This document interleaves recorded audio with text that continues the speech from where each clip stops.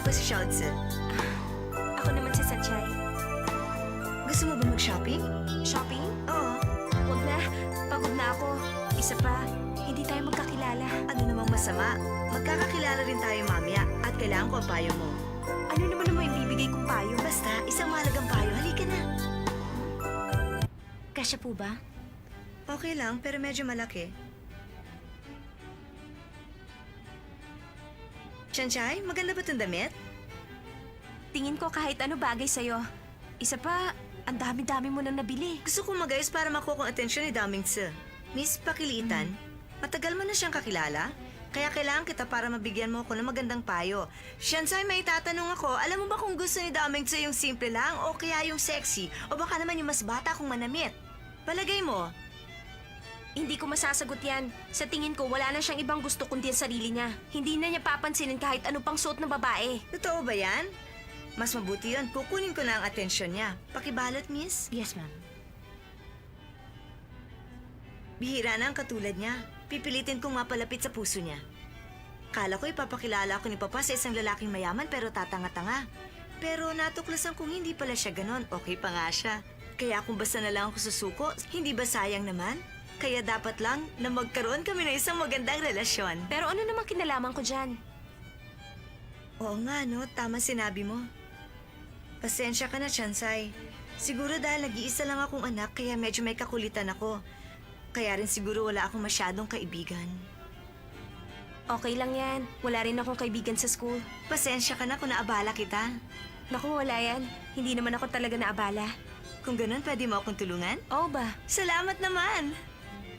Ano ba tulong ang kailangan mo? Hindi ba ganun sa mga soap opera? Ang magkaibigan nagsasabihan ng mga problema nila sa pag-ibig. Ngayon, pwede ko nang sabihin sa iyo ang aking mga lihim at papayuhan mo ako. Kaya masaya na ako. Kapag nagkaproblema kami ni Dao Mingtse, ikaw ang lalapitan ko. Pero, Pero ano, Shansai? mahirap. Hindi ko alam kung paano ko sasabihin. Alam mo kasi, sinabi sa akin dati ni Tao Mingse na gusto niya ako. Totoo ba yan? Huwag kang mag-alala, hindi ako interesado sa kanya. Kung ganun, okay lang. Pero dapat lagi mo akong ibibida sa kanya para tigilan ka na rin niya. Hitting two birds with one stone, di ba? Okay na po mga damit. Oo, sige. Sandali lang ako. Bakit ganito ang nangyayari? Ano bang ginagawa ko?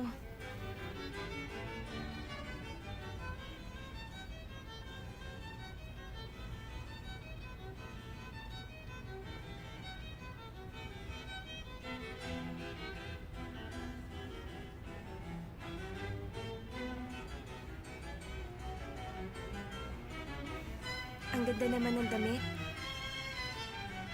Nung isang taon pa ako bumili ng bago ah.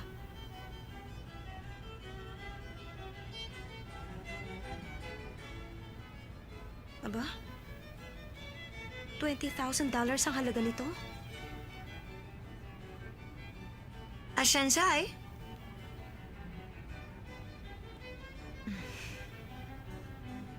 Maganda rin yan. Miss, pakibalot na rin to. Ang saya-saya ko ngayon. Gumagana ang pakiramdam ko pag nagsha-shopping. Pero ikaw lang naman na masaya. Isa pa, para sa katulad mo, ano bang problemahin mo? Aba, meron. May mga classes ako sa bahay at nakakabagot sa eskwela. Pero kahit papano, nasa akin ang gusto ko at pakiramdam ko nai-in love na ako. Talaga? Isa pa, naisip ko pag nakuha ko ng pag-ibig ni Dao Mingtse, magkakaroon ako ng sense of accomplishment. Ikaw naman, Shansai, may iniibig ka na ba? Baka naman si Dao Mingtse. Naku, hindi. Wala akong gusto sa kanya. Ay, mabuti naman. Kung ganun, may iniibig ka na nga ba? Wala na ngayon. Wala na ngayon. Ibig sabihin, meron dati. Anong klaseng lalaki ba siya? Siya, napakatahimik niya. At may pagkatanga. May pagkatanga. Ang weird naman yata ng taste mo. Ang sabihin mo, ikaw nga dyan ang weird ang taste. Ang totoo, hindi ko masabi kung tanga nga siya. Alam mo, kapag magkasama kaming dalawa, akong napapatanga. Komportable ka pag kasama mo siya. Dapat lang yon. Relaxed ka sa kanya. Importante naman yon, di ba? Tama ka. Kaya wag mo nang pakawalan. Pag may nakita ka, masigit sa kanya. Alam mo, kung lalaki lang ako, magugustuhan kita. Salamat, Sauchi. Kung ikaw naman ang naging lalaki, magugustuhan mo kaya ang isang tulad ko? Ano ba namang reaction yan? Nagbibiro lang ako. Huwag ka naman malungkot dyan. Kunwari lang. Teka, para sa'yo yan. Salamat sa pagsama, bye. Aba, ito yung magandang damit. Hindi ko matatanggap ito. Ang mahal-mahal. Huwag ka mag-alala.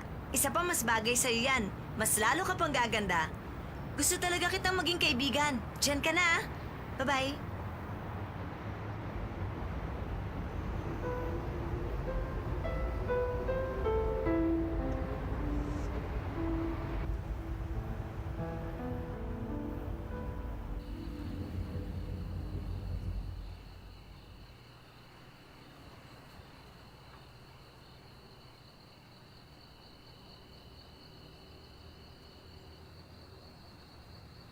Huwag kang aalis.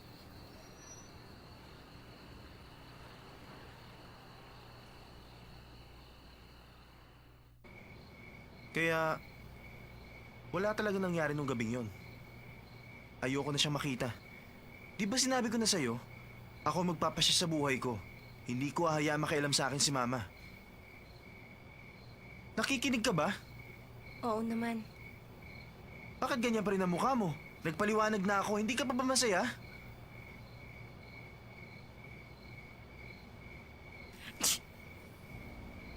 Ano bang gagawin ko sa'yo?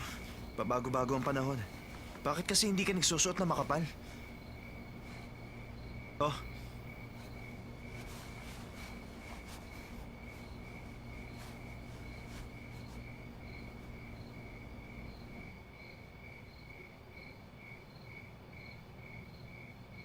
Okay na ako. Kunin mo na.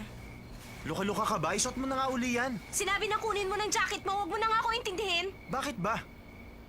Ano bang problema? Teka!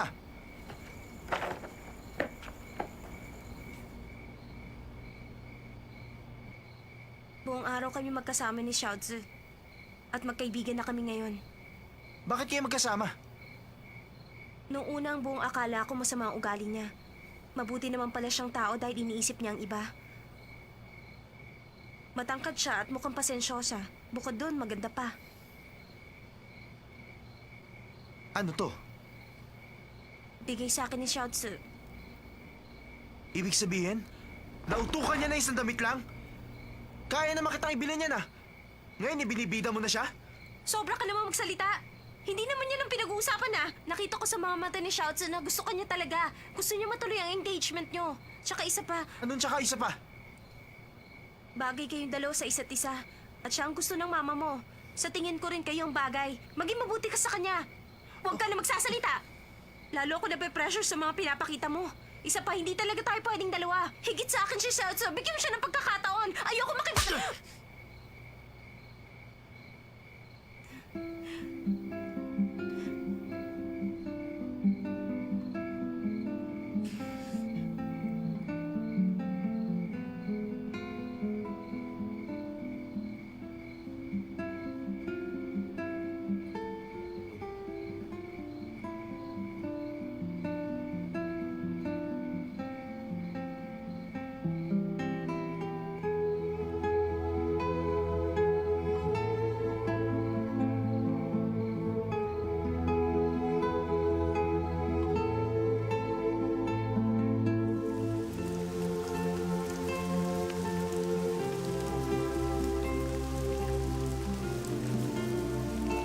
Violente talaga si Thomas. Pero kasalanan ko naman ito. Kaya niya ako nasaktan. Bakit palagi na lang ganitong sitwasyon namin? Kahit siguro ang Diyos gusto na kaming patigilin.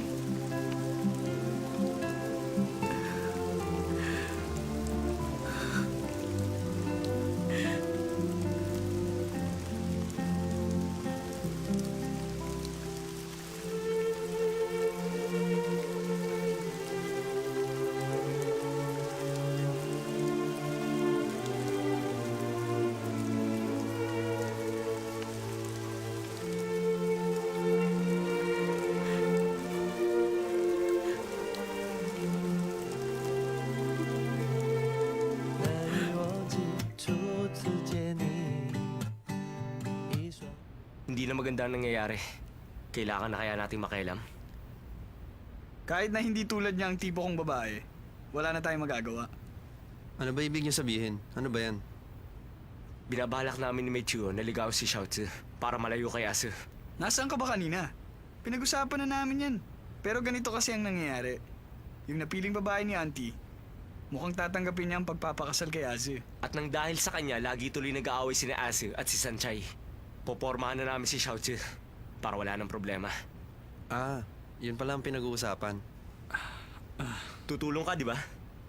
Pag nanligaw tayong lahat, isa sa atin makukuha siya. Hindi na. Personal na problema to ni Asu.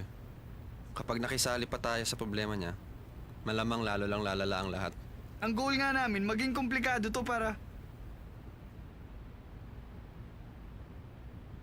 Asi, ano problema? Bakit basang-basa ka? May nangyari ba sa'yong masama? Bakit ganyan ang mukha mo? Asi! Asu! Asu, Asu! Asi! Asu!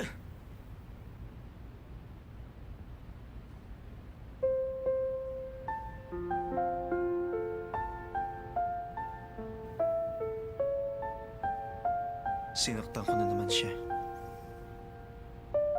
Siguro, ito na ang katapusan namin.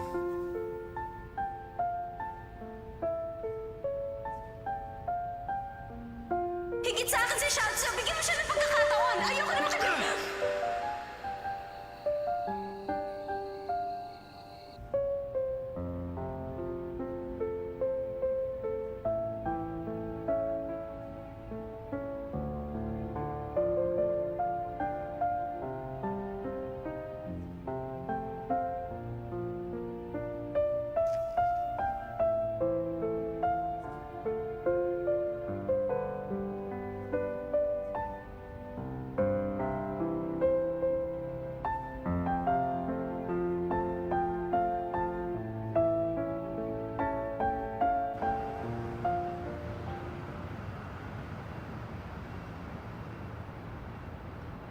Ay. Ang monkey girl na yan. Ibang klase rin siya. Taas ng energy. Una ang amusement park sa nakakasukang roller coaster. Pagkatapos nagaya siyang mag-shopping. Ngayon naman manood ng sine. Ano ba yan? Okay lang to mga damit. Pero mga underwear, pati mga sanitary napkin, ang dami-daming binili. Nakakaya tuloy sa iba. Nagre-reklamo ka? Ako si Simen. Nagbibitbit ba ako ng ganito?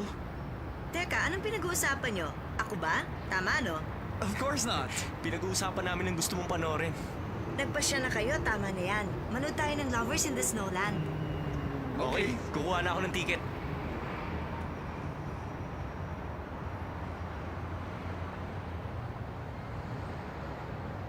Salamat.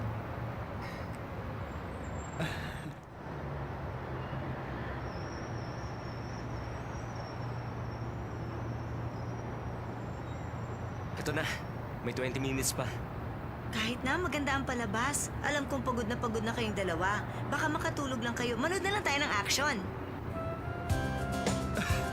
Payag naman pala siya. Panurin na natin yung gusto mong panurin. Best velocity. Oo. Okay lang ba? Okay lang. Kukuha ako ng ticket. Sige. Bye. Gusto niyo palang panoorin ang pelikulang yon. Pwede na, mukhang maganda rin. Alam mo, matagal na akong di nakakanood ng sine. Ang sabi ni Papa, total mahilig ako manood ng sine, ibibili na raw niya ako ng isang projection system para sa bahay na lang ako. Ang panonood ng pelikula, may mga fun side din naman. Tama ka. Habang nanonood, kumakain din ako ng ice cream. The best, di ba? Gusto mo ng ice cream? Aha. Bibili kita. Ay, talaga? Sandali lang ha. Gusto mo hawakan ko yan? Di bala na.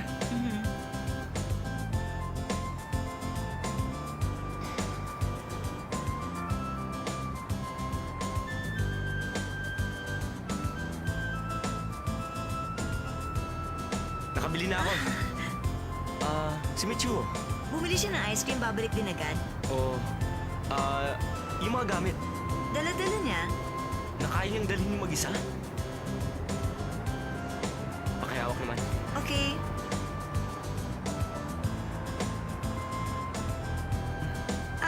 chocolate.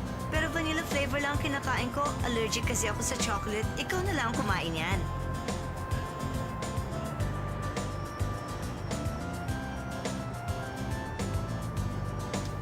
Miss, hindi ko matiis na hindi ka bigyan ng ice cream.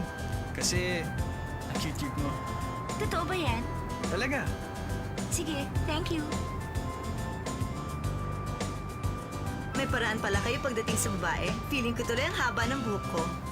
Alam mo, Shotzi, gustong-gusto ko naming makasama. Talaga?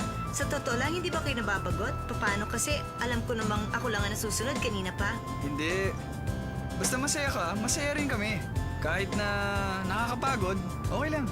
Ang bait niyo namang dalawa, nagbo-blush tuloy ako. Pag sinabi ko bang ayoko ng manood ng sine, hindi kayo magagalit? Hindi. Bakit naman kami magagalit, hindi ba? Okay lang. Ano gusto mong gawin? Puntahan natin si Sanchay? Si Sanchay? Sige, pero nasa trabaho yata siya ngayon. Mhm.